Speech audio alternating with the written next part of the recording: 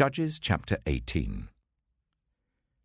In those days Israel had no king. And in those days the tribe of the Danites was seeking a place of their own where they might settle, because they had not yet come into an inheritance among the tribes of Israel. So the Danites sent 5 of their leading men from Zorah and Eshtaol to spy out the land and explore it. These men represented all the Danites. They told them, "Go, explore the land."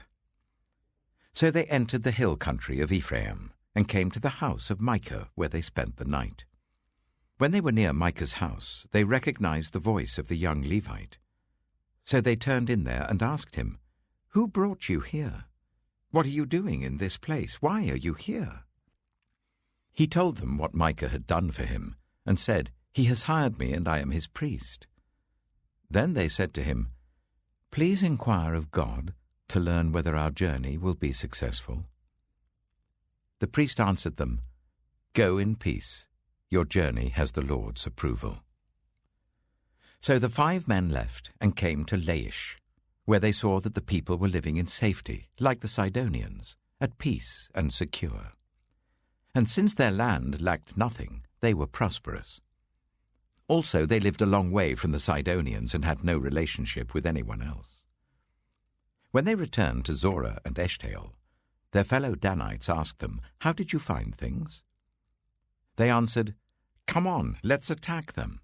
We have seen the land, and it is very good. Aren't you going to do something? Don't hesitate to go there and take it over. When you get there, you'll find an unsuspecting people and a spacious land that God has put into your hands, a land that lacks nothing whatever." Then 600 men of the Danites, armed for battle, set out from Zorah and Eshtaol. On their way, they set up camp near Kiriath-Jearim in Judah. This is why the place west of Kiriath-Jearim is called Manahath-Dan to this day. From there they went on to the hill country of Ephraim and came to Micah's house. Then the 5 men who had spied out the land of Laish said to their fellow Danites, "Do you know that one of these houses has an ephod, some household gods, and an image overlaid with silver? Now you know what to do." So they turned in there and went to the house of the young Levite at Micah's place and greeted him. The 600 Danites, armed for battle, stood at the entrance of the gate. The 5 men who had spied out the land went inside and took the idol, the ephod, and the household gods, while the priest and 600 armed men stood at the entrance of the gate. When the 5 men went into Micah's house and took the idol, the ephod, and the household gods, the priest said to them, "What are you doing?" They answered him, "Be quiet, don't say a word. Come with us and be our father and priest. Isn't it better that you serve a tribe and clan in Israel as priest, rather than just one man's household?" The priest was very pleased. He took the ephod, the household gods, and the idol, and went along with the people. Putting their little children, their livestock, and their possessions in front of them, they turned away and left. When they had gone some distance from Micah's house, the men who lived near Micah were called together and overtook the Danites. As they shouted after them, the Danites turned and said to Micah, "What's the matter with you that you called out your men to fight?" He replied, "You took the gods I made, and my priest, and went away. What else do I have? How can you ask, 'What's the matter with you?'"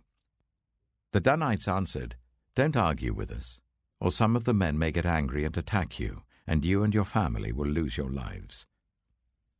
So the Danites went their way, and Micah, seeing that they were too strong for him, turned round and went back home. Then they took what Micah had made, and his priest, and went on to Laish against a people at peace and secure.